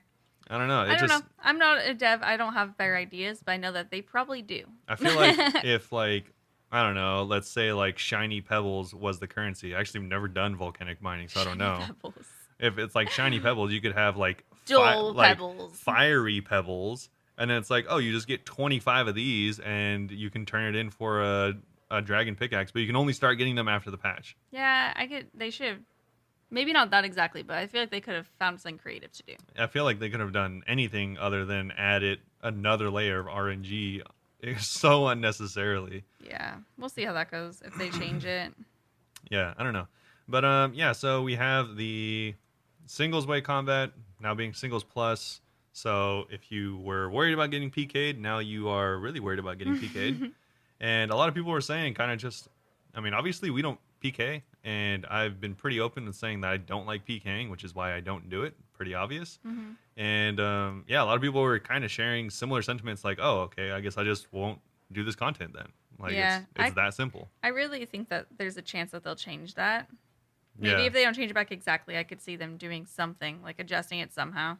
Yeah, it's I'm like not worried about that because I mean, I totally could be wrong, but I feel like convinced that's not going to stay how they said. yeah, maybe. I think it's really it makes the polls seem really facetious. Like they're all like, "Oh yeah, we're gonna like do this," and it only passes because they said they would do something, and then they Then they just change it. undo it. Yeah. And it's not saying that it wouldn't pass. I'm saying that it probably has a much better chance of passing if it is laid out the way it was initially. Yeah. And also just so we could like, we're not expecting one thing and then they're like, psych, it's something else. Yeah, it's just I don't know. It feels really dumb. Whoever made this decision, like I don't know how else to put it. Like it just seems like a really dumb decision. Okay. Yeah. That's, I feel Like like they'll change it. We'll see. oh, I could still be wrong. like I'm like confused at like thinking that they were having a conversation about putting together this blog, and I mean I'm assuming not a single person was like, oh wait, this is kind of like foolish. Like why are we disregarding what the poll said and kind of just giving them whatever like we think is better. I don't know. Like I feel like It's just kind of annoying. no one has to have brought that up because if they did, then everyone should have been like, oh yeah, that would seem like really like I don't know, really I don't know, just not or disingenuous of them to do. I think anyone could see that. You feel deceived. Yeah, exactly. I mean, they did. They deceived the whole player base that decided to vote, which these last few votes have had the most amount of voters. So We go back and look at the poll. It turns out we just remembered incorrectly. yeah, I mean, yeah. No, I don't think that there guess would be so. this many posts about complaining about it if it was in the poll. Yeah. Either way, going on to other changes. So there is a lot of changes, like random changes, because it's been so long since they've had an update. And so we're going to kind of try and speed through a few of them because they're not super, super important. Yeah, I mean, for the combat achievements, it was just like multiple, like 6 different combat achievements that weren't working correctly, and they've now been fixed. So they Yeah. work correctly, which I'm sure was very frustrating for people. Yeah, a lot of them were really niche things. Like if you were a group iron, certain achievements just wouldn't work correctly for some reason. Also, if you have a crystal halberd spec at Hispori and one of the specs hit a 0 because it's a multi-hit weapon, then you wouldn't get the correct achievement. Yeah, there's one achievement where you have to have a special attack as your final hit. Yeah, and if it hits a 0 at all, even if the other hit is Deadly. the one that kills it, then you would still not count. So just random stuff like that. Yeah. So make sure to check It's it been out. fixed. Yeah, they fixed 3 different tombs of Amasket ones, group iron for bloat, as well as the last one for Hispori. So make sure to check those out. Yeah. One really good piece of news, though, is the Blast Furnace ore shop is now to remain static, as pulled in poll 77. Mm-hmm. Although initially it was a change made for iron players, they've now decided to implement it to all versions of the shop for everyone. So that's kind of nice. Nice. On top of that, they've also added Nex and Tomb of Amasket rewards to the Grand Exchange item sync. Yeah, so I So- was right hearing this. I Yeah. did not dream it. So this is really, really good because we were just talking about how the price of light bearers is probably going to be down to like 10K by the time, Yeah. Um, Not no more. yeah, by the end of this year or something like that. Because it seems like everyone gets 5 of them before they get a good drop. It was funny that we were talking about it. I think we talked about it more yesterday, and we are like, I wish that I would have known this beforehand, and I would have held on to all those rings that we got this week. Yeah, but They probably won't go up a lot. I don't think it'll go but- up. I don't think it'll go up. I think it'll go up a lot, but not that fast. Yeah, true. Either way, items added to the sync is going to be Zera all items. of the uniques that drop from Nex. Yeah, so Zera and Torva. Yeah, all of Zera and Torva, as well as the Ancient God Sword. And actually, all of the items that drop from TOA as well. Nice. The Fang, entire Masori, the Shadow, Lightbearer, and the Elidness Ward. Wow. So that's pretty cool. More One, money at TOA. yeah, hopefully that'll make it so everything's worth a little bit more. Take a few items out of the game because, like I said, everyone has a ring. And so the next thing that's pretty cool, this is a little bit of a quality of life thing for anyone that wasn't sure of their attack speed for some reason. Funny enough, I think a lot of people memorized this a long time ago, but if you do not know, then they added the weapon speed to your player panel. So this is the panel that shows everyone's attack bonus, defense bonus, and other bonuses. Now it'll also at the very bottom show your base and actual weapon speed. Oh, cool. Okay. Yeah, so this will help for players that just haven't been too familiar with the wiki and don't know that like I think a lot of people don't know that rapid attack styles make your weapons attack faster just like innately. Mm-hmm. So maybe that'll help them there. But I never really pay attention to weapon speed, except for I noticed how slow my thing is. yeah, yeah. Well, now you'll definitely be able to know. You just need to open your player panel. So Yeah, just make I'll sure be shocked to be like, oh my god, it's really make sure bad. you're not in combat. They made it so that they fixed a few other things as well. Made it so stat restore pot sharing now takes into account the Holy Wrench, Prayer Skill Cape, Max Skill Cape, and Ring of the Gods, respectively. They made it so players looting the rewards at Guardians of the Rift cannot get duplicate pouches. So mounting stuffed heads in your POH now gives you the option to avoid gaining defense XP if you are up here. That'll be really nice for you. Little quality of life thing if you want to deck out your house. Yeah. Players, this is a big one. I know this has been a really big problem in free-for-all worlds. This is going to be in Tombs of a Masket. Players can no longer grief each other inside Tombs of a Masket by teleporting away after picking up a mirror in the Path of Het minigame. Or telegrabbing waters in the Path of Corondus. Weird. Yeah, so what people will do is they would telegrab it, and then if they teleport away, it doesn't know that it should respawn, so you wouldn't be able to get more of the water containers. That's so weird. Yeah, and people would also do this with the mirror, so you can't really finish the minigame. Oh my gosh, how rude. Yeah, so it's just an intentional troll. They removed it. Other Slayer interfaces, such as the rewards interface, accessed through the various Slayer masters, have had their capitalization made more consistent. The ranged and magic tutors in Lumbridge let players automatically equip runes and arrows or place them in the rune pouch. You can now toggle these options in the settings menu, which is nice. You don't have to go all the way to Lumbridge to change it. Nice. Also, some players reported catastrophic effects on bank organization when accidentally removing all their bank filters at once. We've added a confirmation for this, so that's really nice. Yeah, so I'm really glad they added that because I actually have done that before because I like to sort my bank with bank fillers and placeholders. Yeah. So It helps to keep it looking even. yeah, it makes it look a lot nicer, and sometimes you can just, instead of putting all your stuff in the bank, you can ruin your life. So it's nice that they have a confirmation for that. They also made it so you can store the maximum amount of items in a bank all in one tab if you want to do that. They also made it so that Fresh Start Worlds, players no longer need to switch tabs to see their achievement points update. It should just be current. And also some players reported impossible quest speedrunning times around world crashes, so that's fixed. The last thing, which is funny because I was just yelling about this the other day to myself, is fairy rings. Yeah, there's been fairy ring quality life update. Yeah, so this is something they teased the other week. Obviously, fairy rings would not work unless you clicked on the very center of them, even though they consume 9 tiles. You'd have to click on the center, which is really funny because I never really had a problem with that until I've had problems with I it. started playing on mobile. And whenever I was playing on mobile, whenever you go to Karambwans, you have to take the fairy ring twice. Mm-hmm. And it's funny because on mobile, obviously, it's a lot harder to click on things, especially if you have bigger hands. I mean, just clicking precise sucks. Yeah, clicking precise really sucks. And so I had to click on this a sliver of the middle of it from half a screen away to do my mobile fishing efficiently. Whenever you were driving, I was clicking it for you. I was getting frustrated with that too. Yeah, I and kept so holding it so I could do the right click version because I'm like, bro, I just Yeah. keep clicking in the wrong things. Yeah, I was telling Michelle that it's funny because I'd be in the middle of a warehouse just by myself at night yelling, what am I clicking on? This Just is what you get paid over at and for your job. over and over again, just clicking and nothing popping up. Yeah. And so now they've made it so that all 9 tiles are clickable. They actually added it so it has a beam of light in the middle and some butterflies. Yeah, and a lot of people are actually upset. A lot more Which is people weird, 'cause than I I think it looks so anticipated. nice.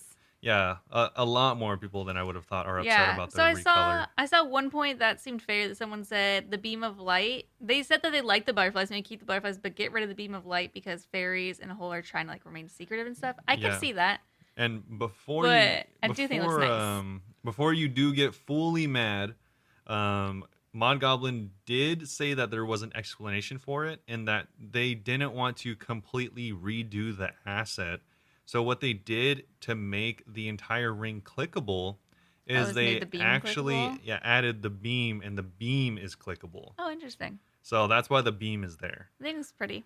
But Some people don't like it. I think it looks dope. yeah, a lot of people don't like it, but it will be what it is. I saw So people on Reddit not liking it. Everyone that I talk to on Twitch and stuff likes it though. yeah, So if you don't like it, of course, for all of this stuff, for any of the weird secrets that they kept, or just the butterfly thing in general, you can let them know whether you do or don't like it, what you think about it, I don't know if and they can do anything about that though. I mean, they might, Maybe they can make the butterflies clickable and just keep that only. yeah, maybe, who knows? But yeah, let them know, and if enough people dislike something, then hey, maybe they'll change it. But besides that, they also made the agility pyramid top more clickable. Nice. They changed the chat channels.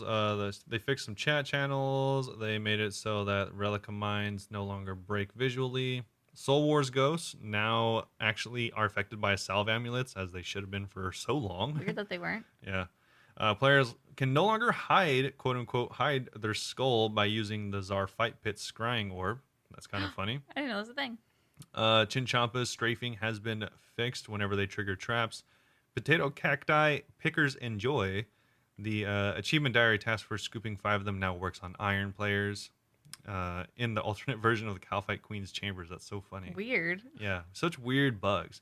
Either way, they fixed a few other bugs. There used to be like some ancient magic ice spells that used to be Their given an audio audio clues. cue and a message to tell their victims when the freeze was about to expire. So now a similar message has been added to other things such as bind, snare, and entangle. That's probably That's cool. the only other thing of note, really. And it is one defense pure loadouts for the PvP arena. Nice. Okay. Yeah, so not a ton else. There, like I said, there was a lot of really small fixes. Obviously, we skipped over a few of them, so if you want to see them all, make sure to check out the news and the blog to see them personally. But yeah, biggest news of all is the quest and the boss. Yeah, the quest and the boss, Pretty big week. and the upsetty spaghetti from next week. Yep. So yeah, hopefully no one here wanted a dragon pickaxe. Definitely not my Iron Man. Yeah, we'll see. We'll see how that goes. I know, they're all like, oh, your Iron Man can do this mini game. Just kidding, dude. Psych. Unless you want to live here.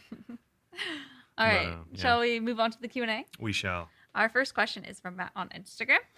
So Matt said, hey, thoughts on a new OSRS item? Honey. Probably inspired by last week's tangent. Yeah, I thought that was funny. I did too. Honey can be collected from self-maintained beehives, which would require farming to maintain, hunter to collect. It can be used to slightly increase the healing value of certain foods and drinks, so this would require cooking. It can also be used to increase the attraction capacity of certain hunting objects. Crafting and a hunter would be required for this. I like that a lot, actually. Yeah. I think it makes sense, too. You could add, like, honey to traps, and, like, salamanders would be like, ooh, sweet, nice, I want this. Yeah. I was saying, whenever I first heard this, I was telling Michelle that I think this is a good idea, but I already think that there's a lot of really good parts of Hunter.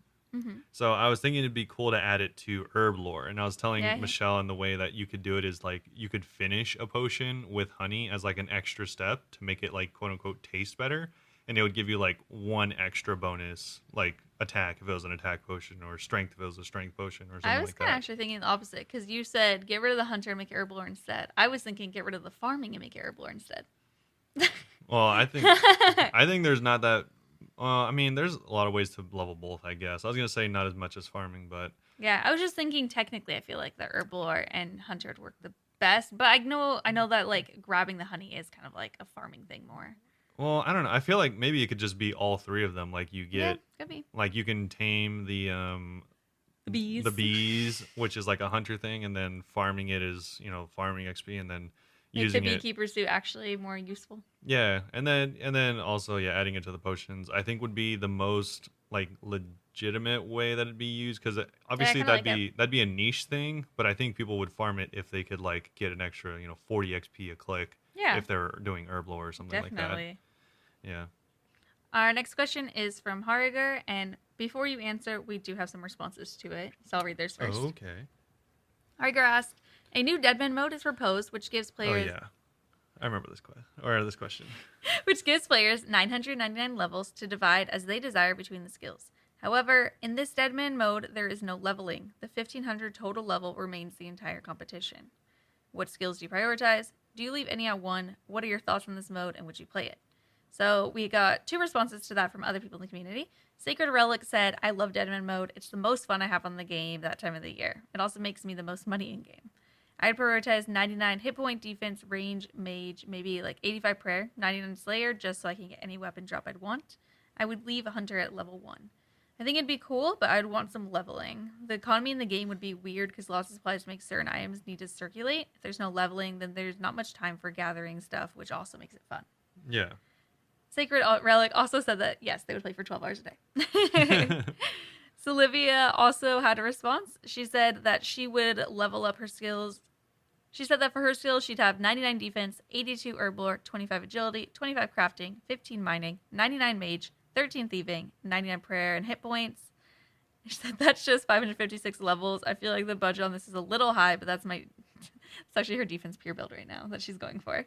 That's funny. And yeah, she asked like if it would be Iron Man, and he said yeah, and he thinks that maybe 1,000 would be more fair for the levels rather than the 1,500. But yeah, what do you think?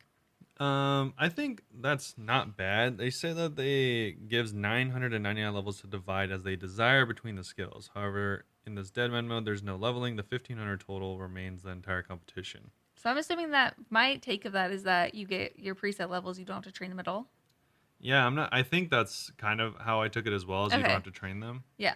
But I think the lack of leveling would really take away from it. I agree. I think that leveling is probably part of the fun. Because isn't it boosted XP? Yeah, it's severely boosted. Mm-hmm. It's like 4 times or something. It's morbidly boosted. Yeah, like yeah, I do kind of agree with Sacred that it would really take away not just from the markets but from the total experience. Because then what are you doing? Like you're just PKing, which I'm sure some people would like, but a lot of people are like, you have to like build up the account a little bit, and stuff like that. Because then it's like, if you're just starting the game and you have 15 herblore and you do all this herblore stuff and you just end with 15 herblore, it feels kind of lame. But yeah, I mean, I get it. How it could be nice to just go into the world and immediately have like max all combat and you can just go and fight people immediately. Yeah. Like, you don't have to worry about leveling it up. But I do also agree. I think that the leveling is part of the fun. Whenever I did Deadman mode last time, I didn't even PK anyone. I just went and enjoyed leveling up. Yeah. What I think would be cool if you were given a much less amount of points and able to allocate them up to level 70 or something. Oh, yeah, that'd be nice. And then, so you can't be too high. Yeah, you just barrage everyone. And you couldn't affect combat. So you would still have trade combat. Yeah. What I think would be cool is because obviously Deadman mode is all about PKing, obviously. Mm-hmm. But I think it would be cool because before they did it in brackets where if your combat was between this and this, then you would be with other people of similar combat. But the thing is, like, that's pretty easy to cheese. Like if you have, really high range, and you could just be a range pure and just, smoke people if you had like a Debo early or something like that. Or, magic crossbow even. You could easily get people in a lower bracket with that. Yeah. But I think it'd be cool if you were given, let's say, like 200 points that you could allocate to any skills right away up to level 70. Okay. I think that'd be interesting because then you could, either get 4 skills to 50, or there'd be like unique things. You're like, oh, I really need to get like crafting up so I can make these certain bolts or something like that. Yeah. Like I think that would be cool, and it'd leave room for people to do interesting things. And then the higher your total level was, the higher your and this is going to be, I think, something that people hate, but I thought this would be a cool idea. Like your combat level would go in 3 different brackets and it was unlevelable. Oh. Yeah, because obviously, like I said, it's really easy to cheese it if you know how to PK. Yeah, which I don't. Yeah, like if you're a Zerker pure, unfortunately, this would ruin it for you and stuff like that. So that's why I think a lot of people would hate it, because if you wanted to be a Zerker pure or defense pure, range pure, you couldn't do it this way. Mm-hmm. But I was thinking, like, if you had a 500 total, then everyone would be at like 30 baseline. Okay. Across all their combat stats. And then as you got to 1,000, it'd go up to like 60, and then 1,500. You have to cross total level thresholds to get higher combat. Yeah. Yeah. And then as you got to 1,500, it'd go to 80, and then after 2,000, it'd go to max. Okay. Because then it would be an even playing field, which obviously I know people want to feel powerful, but I think this would be a fairly fair way to play it. I agree. And it would also encourage you to skill. Yeah. and then the 200 free points at the beginning would allow like a lot of flexibility for people that wanted to do unique stuff early on. Okay. But yeah, I think a lot of people wouldn't like it because, like I said, it takes away the early feeling of just smoking a bunch of people Everyone in because Lumbridge. they don't know what they're doing, and you have you're ranged up early or People your just magic. want to feel powerful. Yeah, because if you get your magic up early, or if you get like like if you're a strength pure, or just whatever happens early on, it kind of takes that away, which I Mm-hmm. understand is kind of the main fun of it. Most people won't play to 2,000 total, Definitely not. but I think it'd be a pretty fair way to do it. So like Yeah. that's kind of what I thought would be cool. But Well, if you did it Harder's way, what skills do you think you'd prioritize? oh, if I did a Harger's way, that's what is that 10 skills to 99 or 11 skills to 99? I would do all combat to 99 as fast as possible. Yeah, well, yeah. I mean, I think leveling combat's actually pretty fast. So, but I mean, I feel like everyone would just level their combat, so I'd Well, have yeah, to. but I'd want to protect myself. Exactly. So I Yeah. feel like I'd have to I'd have to do defend that. myself. I would want hunters so then you could get like chinchampas and use those.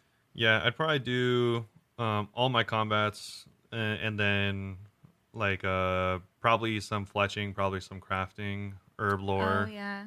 Just because like those things. I mean, you need potions, you need like arrows. I mean, you can True, just I do herbler as well. you could just buy those, but yeah, probably not hunter. I think hunter's probably the most useless PvP skill. Okay, Um, hater. But yeah, I definitely think you'd need to be able to level skills Well, what would you leave at level 1? I think I'd leave farming. though. I mean, maybe there's some. Probably Scenario when you mining because I can. You're not going to build your own room plate body with 99 You can get mining I was and like, smithing. you can get rune plate bodies and you can buy the ore. You need to make your own.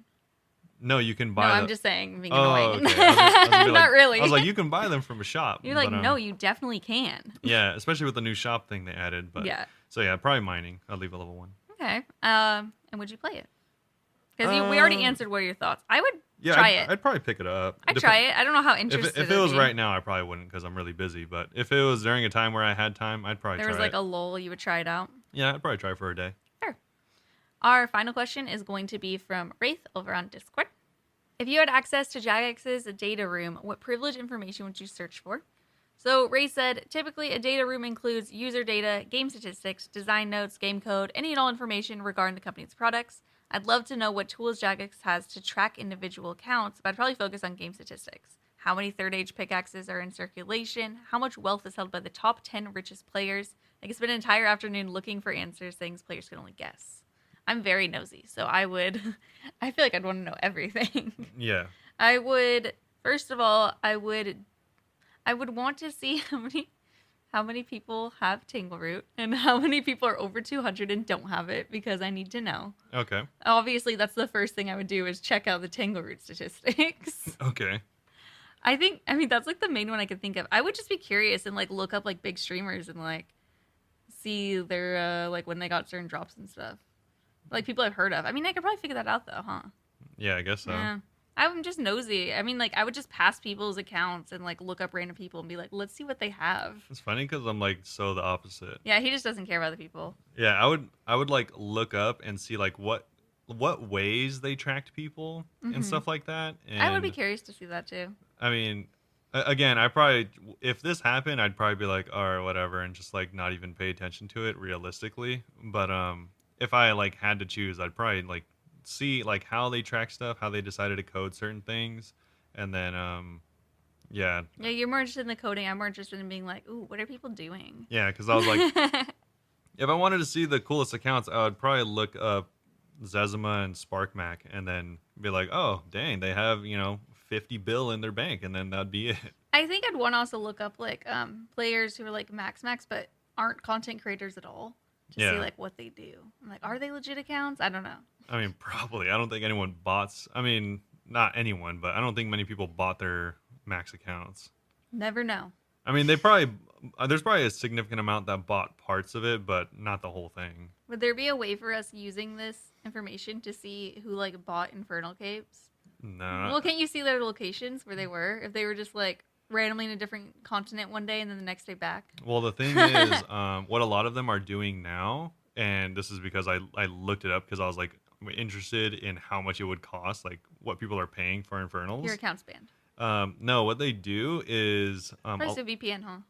well, a lot of them use VPN, Yeah. you can obviously pick which country you are VPNing to, and then but not only that, a lot of them actually have been switching to like TeamViewer style accounts. So what they'll Oh, do is they'll essentially just remote into your desktop and then get the cape from your desktop. so crazy. Yeah, It's just so which crazy to me that people are that good at Inferno that they yeah, literally get the paid to fact do that it. they can account for the lag that inherently goes Yeah, with a what? virtual desktop like that is kind of It's crazy. a flex. Yeah, but yeah, so I think it's pretty much untraceable. Oh, But okay. Well, never mind then. yeah, I would not look into that. I would just mostly look into the Tangle I think if it situation. was traceable, they would have banned them a long time ago. But obviously, they're still in the game, so Yeah, fair.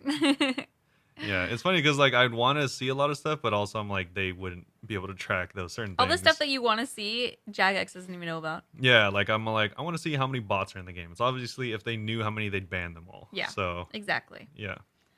All right, well, that is it for our questions this week. What are you going to be working on and before next week's episode? I am going to try and, although I'm not going to try and go as all out for the quest as I initially on the day As that he it came out said was. 50 minutes ago. Yeah, I mean, I still really want to do the quests, and I still really have my sights set on quests like Desert Treasure and stuff like that. I still need to do. Some big boy quests. I'm still gonna focus on getting all my skills to 70 primarily, which Nice. is kind of what I'm doing for this quest anyways, which is Yeah. cool. So I'm pretty close. I'm almost 68, or I am 68 mining, so I just need 4 more levels. And then I'll probably go back to doing. I might end up still doing that range because my range is still pretty low, and so is my prayer.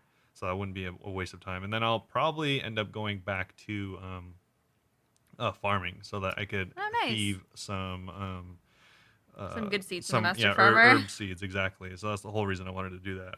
Nice, okay. Yeah, Lots so of skilling. yeah, that's pretty close. And I think I'm going to work on my wood cutting and fletching. I want to get both of them to 98. I'd prefer to get them both to 99, but Just get 99, dude. no, do you remember when I used to say, yeah, I'm going to work on 99 Slayer, and then I just like stopped. So I learned it's best to just not say I'm going to try and get 99 within a week. Yeah, just do it like a little bit every day. Yeah, a little bit every day because I do get overstep easily. And it's so funny, even as I was fletching earlier, I was like, kind of want to go do prayer. And I was like, oh my God, just stay focused on one skill. What are you doing? You know what's funny is what I was thinking is, what are you going to do to AFK after you get 99 fletching and 99 woodcutting? I'm going to do fishing, I think. Oh, yeah. Fishing and never mind. prayer. Yeah, that'll take a while. Yeah, but they're not nearly as AFK, which sucks. I mean, they are still pretty AFK. If you do stuff like... Woodcutting, I could leave open for. I mean, also redwoods are really slow. I could leave open for like 20 minutes. Yeah, if you wanted to, especially if you had the fish barrel. But I don't have it. Yeah, I was thinking maybe I'd do some temporos and try to get that. I was going to say, it is pretty AFK. I mean, the XP is pretty bad. The money's decent, but it's pretty AFK if you wanted to do anglers. I was thinking I might even just do barbarian fishing and drop. Oh, that's way less AFK. Yeah, I mean, yeah, I am fat. I am 91 I was like, now, that's so way less AFK. well, whenever you first start barbarian fishing, because you're so low, it takes forever. Oh, But now I'm higher. Anglers are really high level, so they take a long time. Oh, well, that's which is good. why people don't do them, because they're really low XP, but they make decent money because you can sell them. That's good for me because I don't mind the low XP. I just don't want to be clicky. Yeah, yeah, exactly. So But yeah, and I'll also want to do some mining, but I'm gonna do that shooting stars. So it's just days I'm motivated to go and find shooting stars. I'll do that. yeah, Yeah, but I still have. I mean, we'll see if I even get one of these to 99 next week. They're both 97 right now. My wood cutting is like nearly halfway to 98. it's funny So, we'll that see. like half of all of the experience you have on your account is from farming. Oh my God, that's weird. Yeah, my farming. Still don't have the tinker root. Didn't get last night either. It's 51.299 mil, so 51.3 mil. And her whole account is 111. No, it's not. My whole account is Oh, 267. what was I looking at? That was 111. My farming. No. I Oh, that's weird. Never mind then. I thought your whole account. thought you were just being dramatic, but it is a fifth of my account XP, Yeah, it's a fifth. which is still insane. I thought you were clicking on your total and it said 111. So that's why I was I don't know what I confused. clicked on my phone. I'm on mobile right now, woodcutting. Yeah. Yeah. Either way, okay. Never mind then. She has 267 million, which is quite a bit more than I Yeah. thought. But still, my farming is a fifth of it. Yeah. But yeah, if you guys want to ask any questions to be included in our Q&A next week, or if you just want to say hello, tell us you listen, whatever, we always appreciate it. Someone came by the other day and said that. It made my day. But I stream 5 days a week at twitch.tv/Bunebape. So you could come stop by there. Let me know if you have questions. You could also ask us on Twitter at Bunebapeosrs or YouTube or Instagram. Both of those are Bunebape. You can also join our Discord. The easiest way to do that is via Twitch. Yep. So yeah, come stop by, say hi. We do weekly bond giveaways, so enter giveaways, ask questions, hang out with everyone, and get jealous whenever people get solo staffs because it's happening all the time apparently. Yeah, I think that is it for this week. Yeah, that's it. Thanks for listening. Hopefully you all enjoyed it, and we'll see you all very soon. Bye-bye.